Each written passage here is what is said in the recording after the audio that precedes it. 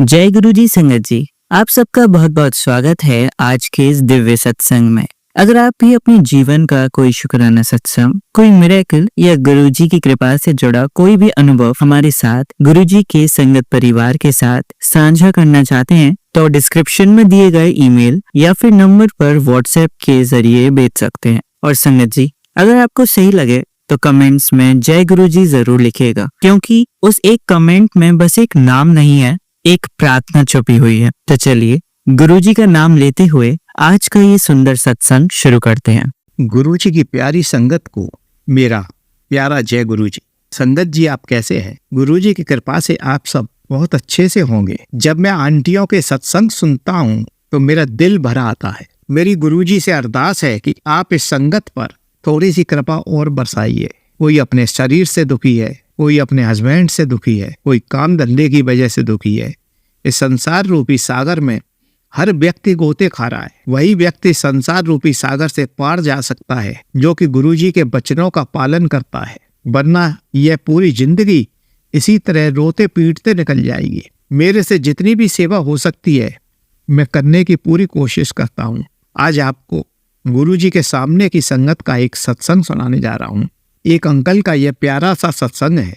संगत जी, मैं आपसे एक प्रॉमिस चाहता हूँ कि हम जो सत्संग आपको सुनवाते हैं उसे ध्यान से सुना कीजिए। संगत जी, आपके सहयोग के लिए मैं आपका बहुत आभारी हूँ। अगर आपका सहयोग और प्यारे प्यारे गुरुजी का आशीर्वाद मुझे प्राप्त नहीं होता तो हम इतनी जल्दी आगे नहीं बढ़ सकते थे। मैं आपसे ये वादा करता हूँ कि हमारे सत्संग में आपको धीरे धीरे कई नई बातें मिलेंगी। इसके लिए हर सत्संग को पूरा सुनने की कोशिश किया करें। अब मैं देरी ना करके सत्संग सुनाता हूँ। मैं गुड़गांव के सेक्टर 56 में सन 2003 में आया। मैंने यहाँ मकान लिया था। मुझे पता लगा कि यहाँ कोई भी मंदिर नहीं है। मैं पहले तो वहाँ के स्थानीय लोगों से मिला और उन लोगों से मंदिर बनवाने के लिए बातचीत की। सभी लोग मंदिर बनवाने के पक्ष में थे। हम लोगों ने एक ट्रस्ट बनाया और हरियाणा नगर विकास निगम से धार्मिक स्थान बनाने के लिए 1000 गज भूमि खंड देने की मांग करी। हमारे ट्रस्ट ने सेक्टर 56 में भूमि खंड देने के लिए एप्लीकेशन दी। हमारे यहाँ योग और प्राणायाम की क्लासेज हो रही थी, इसलिए मैं शर्मा जी के संपर्क में आया। शर्मा जी ने मुझे बताया कि गुरु महाराज कहाँ से बिलोंग करते हैं, पहले वह कहाँ पर थे, कैसे उनकी पूरी फैमिली को गुरु जी की ब्लेसिंग मिली। कमांडर शर्मा जी ने मुझसे कहा, यदि हमारे ट्रस्ट के लोग जाकर गुरुजी से मिलें और मंदिर बनवाने वाले प्रस्ताव को बताएं तो निसंदेह गुरुजी का आशीर्वाद हम लोगों को मिल जाएगा और शर्तिया मंदिर बन जाएगा। गुरुजी अब एम्पायर स्टेट में रहते थे। इसके पश्चात 25 जुलाई 2004 को मैं कमांडर शर्मा के साथ गुरुजी के मंदिर पहुंचा। उस दिन शाम को मैं अपनी पत्नी के साथ गुड़गांव में श्री मदन के घर में आयोजित एक सत्संग अटेंड करने के लिए गया। उस सत्संग में गुरुजी के कई अनुयायियों ने अपने अपने संस्मरण सुनाए। हमारे जीवन में जो गुरुजी के चमत्कार घटते हैं उन्हीं को दूसरे व्यक्तियों को सुनाने को सत्संग कहते हैं। कुछ लोग सत्संग के नाम पर केवल जय गुरुजी, शुक्राना गुरुजी तथा गुरुजी के जाप का निरंतर जाप करते हैं। यह सत्संग की श्रेणी में नहीं आता। मैंने अभी एक आंटी के सत्संग में यह सुना था। यह जाप के अंतर्गत आता है। संगत के सभी सदस्य उस समय में गुरुजी के स्वरूप के आगे नतमस्तक हो रहे थे। मुझे उस समय ऐसा लग रहा था कि यह केवल प्रचार के लिए ही है। मैंने अपने विचार अपने मन में ही रखे, किसी अन्य व्यक्ति के आगे प्रकट नहीं किए, क्योंकि बिना सोचे समझे कोई भी बात बोलना कभी कभी बड़ी गलती का कारण बन जाती है। हम लोग 4 दिनों बाद शर्मा जी के साथ गुरुजी से मिलने एम्पायर स्टेट पहुंचे। वहां जाकर वहां का वातावरण बहुत ही सौम्य लगा। ऐसे वातावरण में मैं अपने जीवन में पहली बार देख रहा था। सारे वातावरण में भीड़ होने के बावजूद भी पूर्ण शांति छाई हुई थी। एक मदहोश करने वाली खुशबू चारों ओर फैली हुई थी। वहां धीरे धीरे शब्द चल रहे थे जो कि वातावरण में धार्मिक रस घोल रहे थे। वहां पर एक बड़े से सिंहासन पे गुरुजी विराजमान थे। वहां पर जब हमने गुरुजी को मंदिर के विषय में बताया तो गुरुजी तुरंत बोले कि मेरा पूर्ण आशीर्वाद आप लोगों के साथ है, जल्दी ही आपका यह सपना पूरा हो जाएगा। गुरुजी की इस बात को सुनकर शर्मा जी को पूर्ण विश्वास था कि अब हमें नगर निगम से जल्दी ही भूखंड मिल जाएगा और मंदिर बन जाएगा। क्योंकि शर्मा जी को गुरुजी से जुड़े हुए काफी समय हो गया था। मैं अभी नया नया था, मैं गुरुजी से अभी जुड़ नहीं पाया था। भूमि आवंटन में काफी प्रतिस्पर्धा थी। अब हमारे संगठन में 60 आजीवन सदस्य बन चुके थे। 14 फरवरी 2006 को गुरुजी की कृपा से हमें मंदिर के लिए भूमि मिल गई और सेक्टर 56 के निवासियों के सहयोग से मंदिर पूर्ण रूप से बन गया। मेरे को एम्पायर स्टेट का एटमॉस्फेयर बहुत अच्छा लगा, इसलिए मैंने अपनी वाइफ से पूछा कि क्या आप मेरे साथ गुरुजी से मिलने चलोगी? वह तुरंत मान गई। हम रविवार 1 अगस्त 2004 को गुरुजी से मिलने के लिए गए। वहां से लौटते समय हमें गुरुजी का एक स्वरूप मिल गया।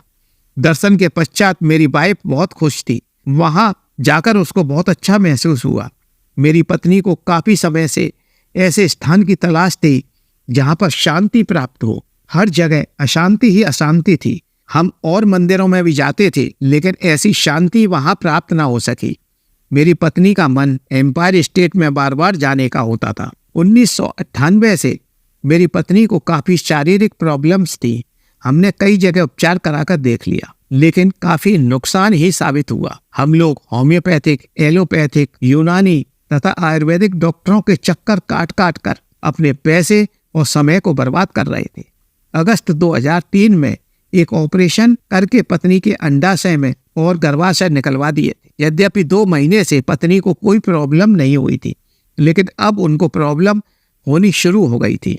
अब उन्हें काफी वेदना हो रही थी, क्योंकि कोई भी डॉक्टर उनका निदान नहीं कर पा रहा था।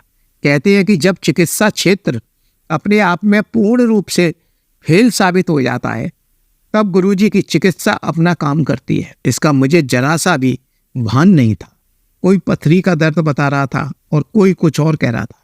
मेरी कुछ भी समझ में नहीं आ रहा था कि क्या करें। जब हम लोग गुरुजी के दर्शन करके आए तो इसके 3 दिनों बाद 4 अगस्त 2005 को रात्रि में गुर्दे के क्षेत्र में अत्यधिक पीड़ा होनी शुरू हो गई। हमने कई दवाइयां उस दर्द को बंद करने के लिए दी, लेकिन किसी से कोई फायदा नहीं हुआ।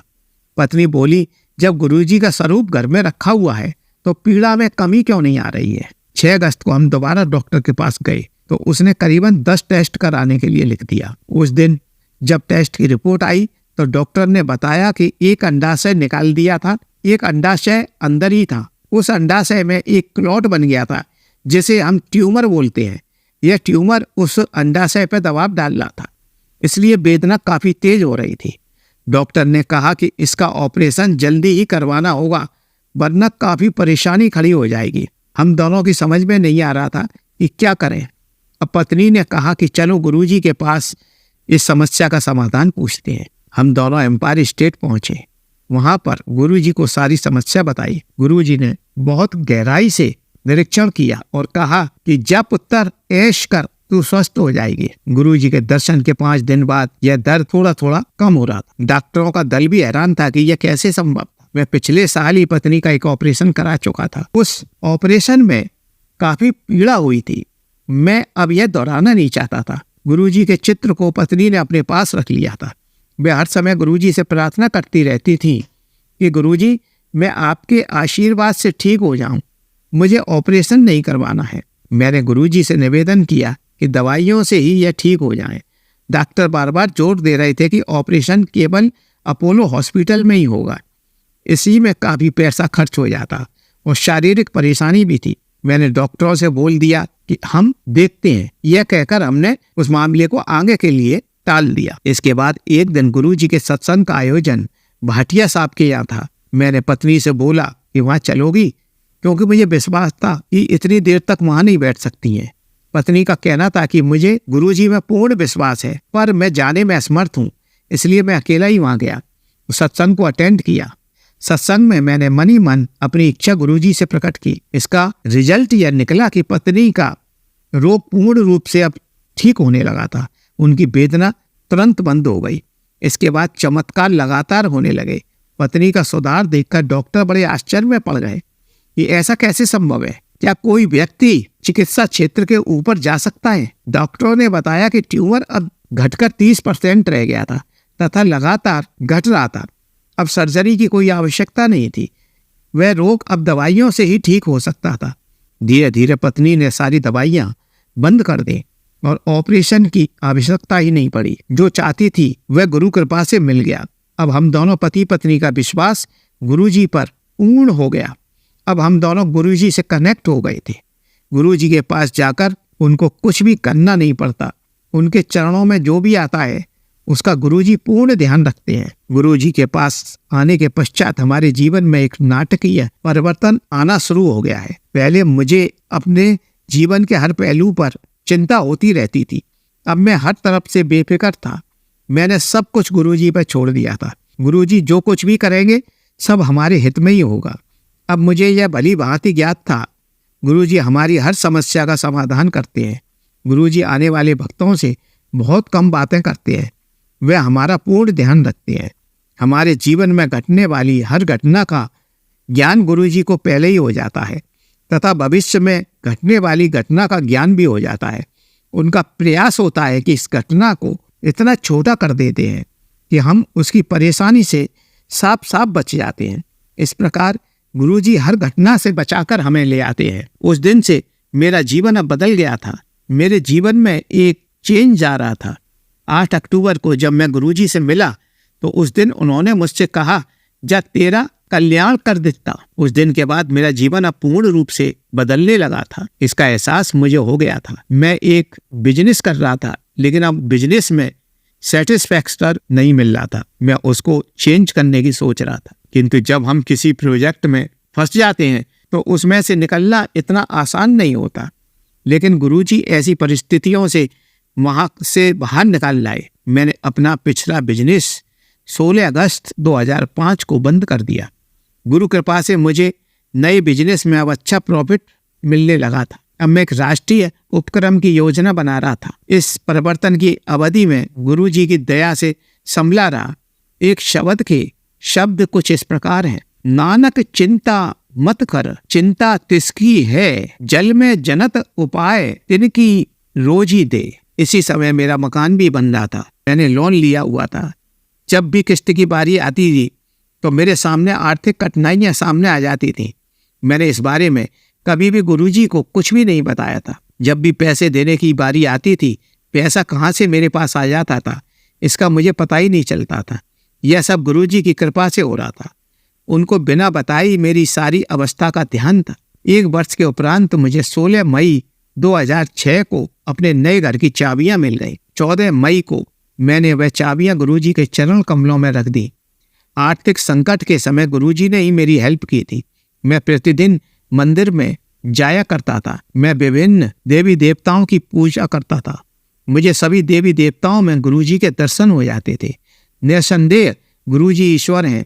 अब मैं केवल गुरुजी को ही मानता हूँ तथा एक ही मंत्र याद है, ओम नमः शिवाय, गुरुजी सदा सहाय। ओम नमः शिवाय, शिवजी सदा सहाय। जब मैंने अपने सामने ही ईश्वर को देखा है तो कहीं अन्य जाने की क्या आवश्यकता है। मेरी खोज अब गुरुजी के चरण कमलों पर आकर खत्म हो गई। फरवरी 2005 में एक दिन मैं अपने ऑफिस जा रहा था। मैंने एक 20 साल के सुरक्षाकर्मी को सड़क पर पड़े हुए देखा। कुछ लोग उसे घेर कर खड़े हुए थे।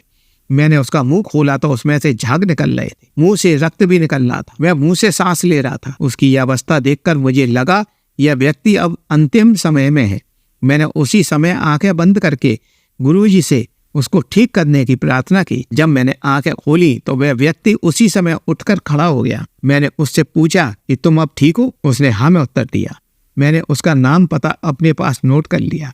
वह मेरे हर प्रश्न का सही उत्तर दे रहा था। मुझे भी यह महसूस हुआ कि वह सही उत्तर दे रहा था। अब मुझे यह आभास हो गया था कि गुरुजी हमारी हर समय सुनते हैं, मेरी हर बात का उत्तर देते हैं।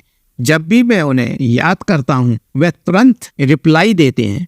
अब मैं नियमित बड़े मंदिर जाता था। वहाँ जाकर मुझे शांति मिलती थी। अब मैंने गुरुजी से अपने परिवार के हर सदस्य को गुरु कृपा देने के लिए कहा। गुरुजी ने उस समय कहा कि यदि पूरी फैमिली में से एक व्यक्ति मुझसे जुड़ जाता है तो उसके पूरे परिवार को यहाँ आने की आवश्यकता नहीं। उस व्यक्ति की वजह से पूरा परिवार ब्लेस्ड रहता है।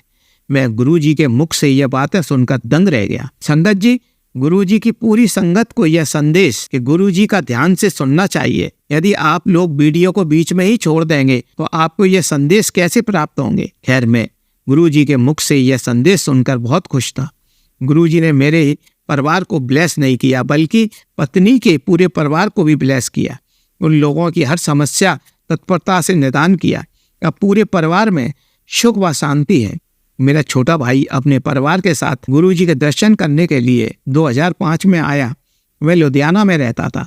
लौटते इस वक्त उसकी पत्नी काफ़ी बीमार हो गई। 4-5 दिन उसका फीवर 105 डिग्री रहा। उसे मियादी ज्वर हो गया था। 5वें दिन उसके सपने में गुरुजी स्वयं आए और उसके बेटे के बारे में प्रश्न करते हुए बोले उसे आशीर्वाद देने आए हैं। पत्नी ने कहा कि गुरुजी वह तो घर पे है नहीं, बाहर गया हुआ है। गुरुजी बोले ठीक है, कोई बात नहीं, मैं उसे देख लूंगा। अब वो तुरंत गुरुजी से बोली कि हे गुरुजी, मैं अभी मरना नहीं चाहती। गुरुजी बोले चिंता मत कर, मैं सब कुछ ठीक कर दूंगा। इतना कहते हुए उन्होंने अपना हाथ आशीर्वाद देने के लिए उठाया।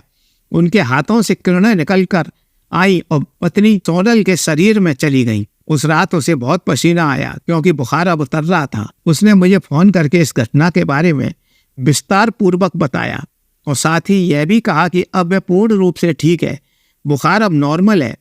एक ड्रीम दर्शन ने उनके इस कष्ट को काट दिया। गुरुजी को सब ज्ञान रहता है। कोई जरूरी नहीं कि व्यक्ति उनके पास चलकर आए तभी उसका कल्याण होगा। कभी कभी गुरुजी भी स्वयं चलकर उस व्यक्ति के ड्रीम में उसके कष्टों को काट देते हैं।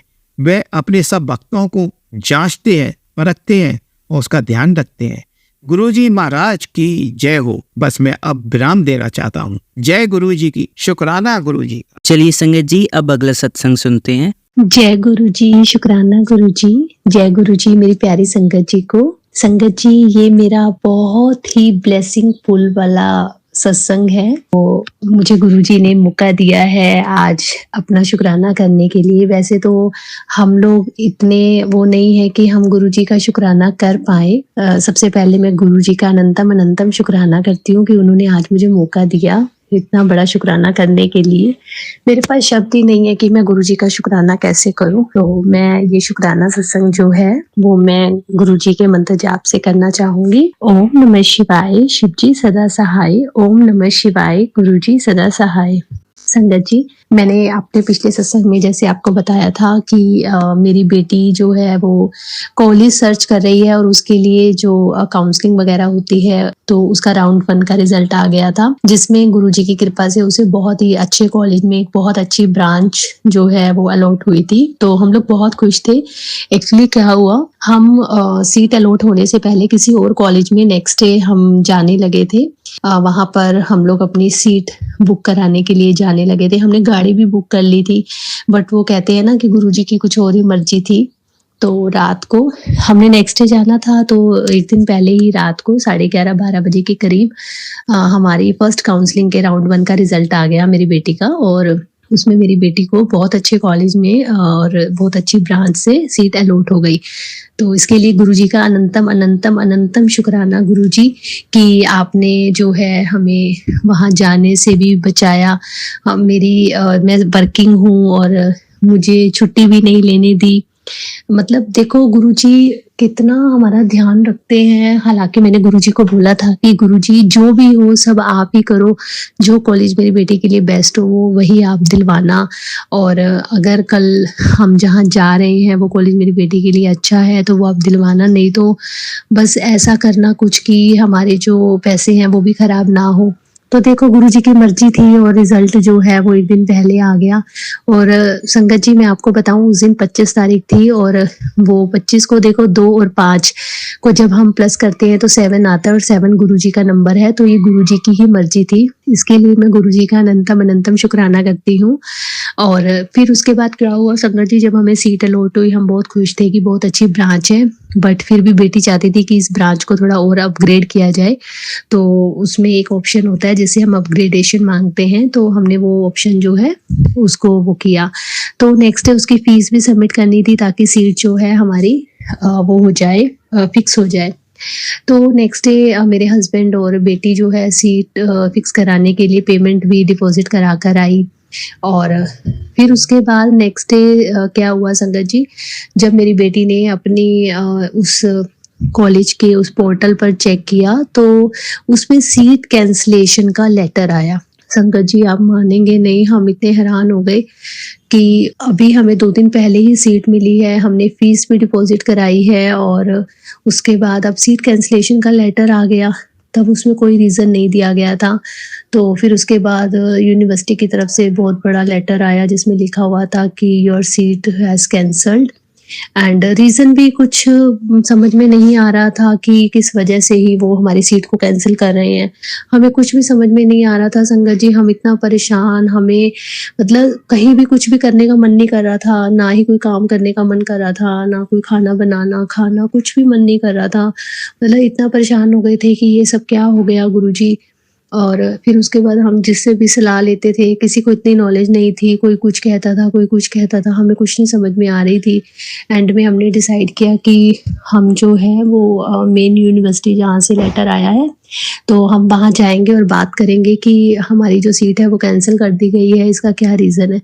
क्योंकि संगत जी सीट कैंसल का मतलब कि हम आगे के भी किसी राउंड में नहीं बैठ पाएँगे और आप मानोगे नहीं संगत जी, ये हमारे पास लास्ट ऑप्शन थे मेरी बेटी के पास। अगर ये ऑप्शन भी हाथ से चले जाते तो शायद मेरी बेटी का साल ख़राब हो जाता।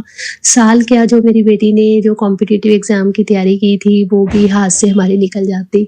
तो मैं इतना परेशान थी, मैंने मतलब पूरा दिन गुरुजी से अरदास की, गुरुजी प्लीज़ आप ही कुछ करो। और फिर उसके बाद वो दिन हमारा ऐसे ही चला गया।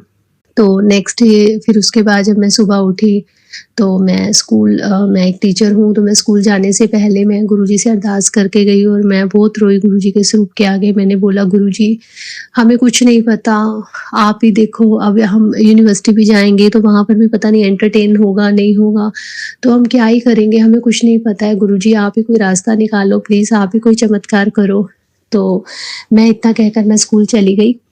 और जब मैं स्कूल गई तो मेरी एक फ्रेंड टीचर हैं, तो उनके जो जीजा जी हैं वो किसी कॉलेज के, किसी यूनिवर्सिटी के प्रोफ़ेसर हैं, बहुत ही अच्छी पोस्ट पर। तो मैंने उन टीचर दोस्त को बोला कि प्लीज़ आप अपने जीजा जी से बात करो कि ऐसे-ऐसे मेरी बेटी की सीट कैंसल हो गई है, तो वो उसमें कुछ हेल्प कर सकेंगे। तो उसके बाद उन्होंने कहा ठीक है, मैं आपको उनका नंबर देती हूँ, आप उनसे बात करो। संगत जी आप मानेंगे नहीं, मैंने उनसे 8 सवा 8 बजे के करीब मैंने उनसे बात करनी शुरू करी और वो मतलब टिल 1 ओ क्लॉक तक वो इसी प्रोसेस में लगे रहे कि जो सीट कैंसलेशन हुई है वो कैसे हुई है, क्यों हुई है। मतलब उन्होंने बहुत हाथ पैर मारे, बहुत एफर्ट किए मेरे लिए। इतना तो कोई शायद अपने के लिए भी नहीं करता है। मतलब मैं तो देखो उनको जानती ही नहीं, मेरी तो एक टीचर फ्रेंड थी और उनके जीजा जी थे और मतलब एक बहुत अच्छी पोस्ट पे, इतने बड़े कॉलेज में, इतनी बड़ी यूनिवर्सिटी के वो प्रोफेसर, वो मेरे लिए ऐसा सब क्यों करेंगे, है ना? तो मतलब वो इतना एफर्ट कर रहे थे। उन्होंने जहाँ मेरी बेटी की सीट अलॉट हुई थी वहाँ की यूनिवर्सिटी के किसी मतलब टीचर का नंबर दिया हमें और उसके बाद हमने फिर उनको मैसेज किया। फिर उन्होंने मतलब आगे अथॉरिटी में बात की और फिर हमारे पास गुरुजी की कृपा से मैसेज आया कि it was a technical mistake, तो आपकी जो सीट है वो कंफर्म हो गई है। संगत जी ये चमत्कार सिर्फ़ और सिर्फ़ हमारे गुरुजी ही कर सकते हैं और कोई नहीं कर सकता। मैं सच में मैं मान गई अपने गुरुजी को कि चमत्कार तो सिर्फ़ गुरुजी ही कर सकते हैं और कोई नहीं कर सकता।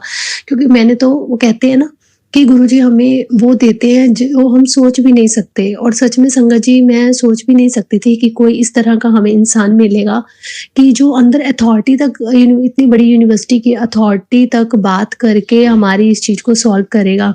और संगत जी आप मानोगे नहीं, मैं तो छुट्टी भी ले आई थी। हालाँकि जिस दिन हमने यूनिवर्सिटी जाने का डिसाइड किया था वो हमारी लास्ट डेट थी और हम इतना डर रहे थे कि लास्ट डेट होगी और पता नहीं यूनिवर्सिटी वाले सुनेंगे भी या नहीं सुनेंगे, तो क्या होगा, बेटी के हाथ से कॉलेज चले ना जाए, फ्यूचर ना खराब हो जाए उसका। तो और क्योंकि सैटरडे संडे आ रहा था बीच में और सैटरडे संडे कॉलेज ऑफ होता है, तो आप ये देखो कि मैं छुट्टी भी लेकर आई स्कूल से कि हम जाएँगे, लेकिन घर आके जब मुझे न्यूज़ मिली कि ऐसे-ऐसे सीट कन्फर्म है आपकी, मतलब it was a technical issue, तो मैं इतनी खुश हुई, मतलब मैं हैरान हो गई कि सच में, मतलब ये चमत्कार तो सच में गुरुजी ही कर सकते हैं। मैंने कभी नहीं सोचा था कि हमें कोई एक ऐसा इंसान मिलेगा गुरुजी के रूप में कि वो मतलब अथॉरिटी तक बात करके हमारे लिए इतना बड़ा काम करेगा। संगत जी कोई भी आज के टाइम में अपना सगा भी मतलब आपके लिए इतने एफर्ट नहीं करेगा जितना उन्होंने किया। और ये सब उस इंसान के रूप में गुरुजी ही थे। ये मुझे सच में विश्वास हो गया है, वो गुरुजी ही थे। और मैं मानती हूँ शायद कोई दुख था, कोई कष्ट था जो गुरुजी ने इस थ्रू हमारा जो कष्ट है, हमारा दुख दूर किया है वो छोटे में। इसके लिए मैं गुरुजी का जितना शुक्राना करूँ उतना कम है। गुरुजी, मैं सच में मेरे मतलब मैं क्या ही बोलूँ, कोई वर्ड्स ही नहीं है कि मैं आपका शुक्राना कैसे ही करूँ। हम तो बहुत तुच्छ प्राणी हैं, हम तो सिर्फ बोलकर ही शुक्राना कर सकते हैं। गुरुजी, आपका जितना शुक्राना किया जाए कम है। संगत जी, मैं आपसे भी यही कहूँगी कि ये कोई भी सिचुएशन आ जाए, आप बस गुरुजी का हाथ थामे रहना। अगर गुरुजी को हमेशा यही कहना कि हम आपका हाथ भले ही छोड़ दें, किसी तकलीफ में आपको भूल जाए, पर आप हमारा हाथ कभी मत छोड़ना, कभी मत भूलना। और सच में वो नहीं भूलते, वो बहुत नज़दीक से हमें सुनते हैं। हम सिर्फ उनके स्वरूप से ही बात करेंगे ना, तो वो हमें सुनते हैं और हमारी करते भी हैं। वो कभी अपने बच्चों को दुखी नहीं देख सकते, क्योंकि वो कहते हैं ना, गुरुजी 90% जो कष्ट है हमारे कर्म है, बुरे कर्म वो अपने ऊपर ले लेते हैं और 10% ही हमें सहने पड़ते हैं, और उसके लिए भी हम वो नहीं सह नहीं पाते। पर जो होता है अच्छे के लिए ही होता है। मैं बहुत खुश हूँ, बेटी भी खुश है कि एटलीस्ट चलो मतलब वो जो सिचुएशन थी उस सिचुएशन से हम बाहर आ गए। मतलब उस टाइम ऐसे लग रहा था कि जैसे सब कुछ खत्म हो गया संगत जी, सच में। और मतलब आज गुरुजी की वजह से सब कुछ फिर से ठीक हो गया सब कुछ। बस गुरुजी ऐसे ही अपनी कृपा का हाथ हमेशा मतलब मेरी बेटियों पर, मुझ पर बनाए रखना गुरुजी, और अपनी ऐसी कृपा बनाकर रखना। आप अपनी कृपा से ही मेरी बेटी को कॉलेज ब्लेस करना और ब्रांच ब्लेस करना, ताकि मेरी बेटी वहाँ पर सेफ भी रहे और बहुत अच्छे से पढ़ाई करे। उसी कॉलेज से उसको अच्छी जॉब भी मिल जाए अच्छे पैकेज में। प्लीज़ गुरुजी, अपनी कृपा हमेशा मेरी बेटियों पर, मेरे परिवार पर, मुझ पर, मेरे मम्मी पापा पर बनाकर रखना। मेरे मम्मी पापा को हमेशा स्वस्थ रखना। मैं अपने मम्मी पापा की तरफ से भी आपका बहुत बहुत बहुत शुक्राना करती हूँ गुरुजी। अनंतम अनंतम अनंतम शुक्राना गुरुजी। और मैं अपनी बड़ी बेटी की तरफ से भी आपका बहुत शुक्राना करती हूँ गुरुजी, और आपसे अरदास करती हूँ कि मेरी बेटियों को भी आप अपनी शरण में लगाइए, उनके मन में भी अपने लिए विश्वास जगाइए गुरुजी। और गुरुजी, मुझे बड़े मंदिर बुलाइए, मैं आपके बड़े मंदिर आना चाहती हूँ गुरुजी। मुझे समझ नहीं आई मैं कैसे आऊँ, किसके साथ आऊँ गुरुजी। प्लीज़ कोई साधन बनाइए जिससे मैं आपके बड़े मंदिर आके आपके दर्शन कर सकूँ गुरुजी। अनंतम अनंतम शुक्राना गुरुजी। अगर मुझसे कोई भूल चूक हुई हो गुरुजी तो प्लीज़ मुझे माफ़ कर देना। हो सकता है मैं कुछ चीज़ें भूल गई हूँ जिसका मैं शुक्राना नहीं कर पाई गुरुजी। आपने जो मुझे दिया मैं उसका भी शुक्राना करती हूँ, जो नहीं दिया, जो देकर ले लिया उसका भी शुक्राना करती हूँ गुरुजी। जय गुरुजी, शुक्राना गुरुजी। गुरुजी, जो संगत मेरा ये सत्संग सुन रही है, आप उन्हें ब्लेस करना, उनकी फैमिली को भी ब्लेस करना। और जो आंटी अंकल मेरा सत्संग शेयर करते हैं, प्लीज़ उन पर भी अपनी ब्लेसिंग बनाकर रखना गुरुजी। उनके चैनल को बहुत ब्लेस करना ताकि फले फूले उनका चैनल। वो आंटी अंकल मेरा सत्संग एकदम से ही शेयर कर देते हैं। मुझे बहुत खुशी होती है जब वो बोलते हैं कि आपका सत्संग शेयर कर दिया गया है, और मतलब मैं अपने आप को इतना ब्लेस्ड फील करती हूँ कि मेरा सत्संग इतनी जल्दी शेयर कर दिया, ये सब गुरुजी की कृपा से ही हुआ है। तो उसके लिए अनंतम अनंतम शुक्राना गुरुजी। और गुरुजी, मुझे ऐसे ही मौके देते रहना कि मैं आपका हमेशा शुक्राना करती रहूं। जय गुरुजी, शुक्राना गुरुजी। ओम नमः शिवाय, शिवजी सदा सहाय। ओम नमः शिवाय, गुरुजी सदा सहाय। जय गुरुजी, शुक्राना शुक्राना शुक्राना गुरुजी। चलिए संगत जी, अब अगला सत्संग सुनते हैं। कुछ बीमारियां ऐसी होती हैं जो हर दवा, हर इलाज के बावजूद ठीक नहीं होती। कभी डॉक्टर कहते हैं खून की कमी है, कभी कहते हैं कुछ नहीं हुआ। लेकिन जब तकलीफ बढ़ती जाती है और जवाब कहीं नहीं मिलता, तब गुरुजी की कृपा ही आखिरी सहारा बनती है।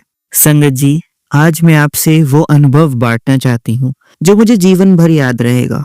मेरी तबीयत कई दिनों से बेहद खराब चल रही थी। जब भी बर्तन धोती थी, उठने में पैरों में ऐसा ऐंठन और दर्द होता कि चलना मुश्किल हो जाता। ऐसा लगता था जैसे गठिया या हड्डियों का कोई रोग हो गया है। पर हर टेस्ट नॉर्मल निकलता। डॉक्टर बस हर बार यही कहते, खून की कमी है आप में। दवाइयां चलती रहीं पर आराम नहीं मिला। दर्द धीरे धीरे पूरे शरीर में फैलने लगा। हाथ पैर सुन्न हो गए, चलने फिरने में तकलीफ होने लगी। परेशानी इतनी बढ़ गई कि एक रात सीधे सफदरजंग अस्पताल पहुंच गई।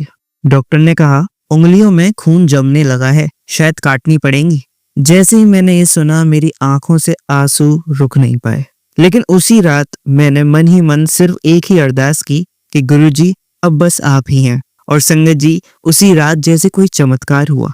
ना उंगलियां कटी, ना ऑपरेशन हुआ। डॉक्टर भी हैरान थे कि इतनी सीरियस रिपोर्ट थी, अब सब ठीक कैसे। गुरुजी की कृपा से मेरा डिस्चार्ज भी समय से हो गया। गुरुजी का अनंतम शुक्राना, जिन्होंने उस रात मेरी उंगली ही नहीं मेरा विश्वास भी बचा लिया। उन्होंने मुझे एक बार फिर जीवन दिया। जय गुरुजी, शुक्राना गुरुजी। ओम नमः शिवाय, शिवजी सदा सहाय। ओम नमः शिवाय, गुरुजी सदा सहाय। चलिए अब मंत्र जाप करते हैं। ओम नमः शिवाय, शिवजी सदा सहाय। ओम नमः शिवाय, गुरुजी सदा सहाय। ओम नमः शिवाय, शिवजी सदा सहाय। ओम नमः शिवाय, गुरुजी सदा सहाय। ओम नमः शिवाय, शिवजी सदा सहाय। ओम नमः शिवाय, गुरुजी सदा सहाय। धन्यवाद संगत जी, आपका दिन बहुत ही मंगलमय जाए। जय गुरुजी, शुक्राना गुरुजी।